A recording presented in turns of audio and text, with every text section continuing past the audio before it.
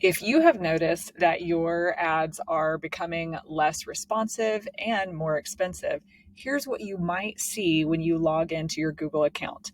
If you're tracking your clicks, which is the blue line, they're going down just slightly. And then I chose the average cost per click as the red line. And as you can see, that has absolutely skyrocketed. Now, of course, it goes up and down based on a lot of things, some that we can understand and some that we will never understand based on Google's algorithm. So here are a few things that you want to take a look at if this is what you're seeing. If you go to, let's see, we're going to choose one campaign. Some of the columns that I like to have are your search lost impression share for both budget and rank. So when you start to see the cost per click going up, it's really important to make sure that the quality of your ads is the best that it can possibly be.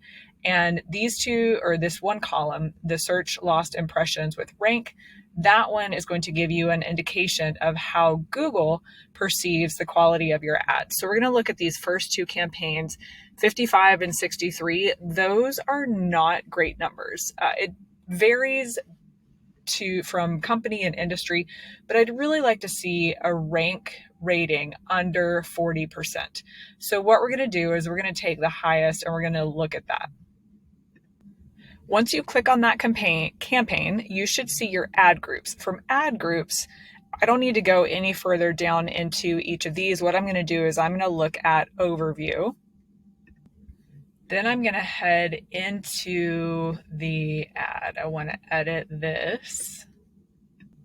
Now that you're ready to edit an ad, I like to go all the way down to the other assets. I'm going to assume that you've optimized all of your headlines and your descriptions, images, et cetera, et cetera. So let's look at so site links. Be sure you add as many site links as you can for products, services. You want to utilize every tool that Google is giving you so that they perceive that the ad itself is optimized. Then click on more asset types. If you have a promotion, utilize that. If you can add prices, if you list prices on your website, you should absolutely be using this. Even if you have account level calls, I typically like to go in and add additional phone numbers to each campaign. When it comes to call outs, it's the same as site links. Go in and add as many as you can.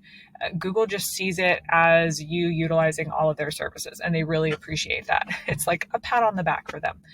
Lead forms, those can be a little bit tricky, so use those with caution.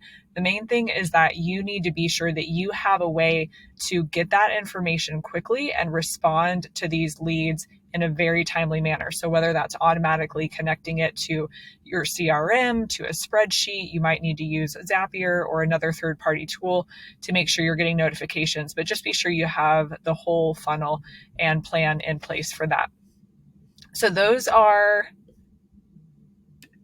my top suggestions for a starting point when you see that your cost per click is going up and that your clicks are going down slightly. They're always going to have that inverse relationship. This is not a guarantee of a fix, but it's definitely a step in the right direction.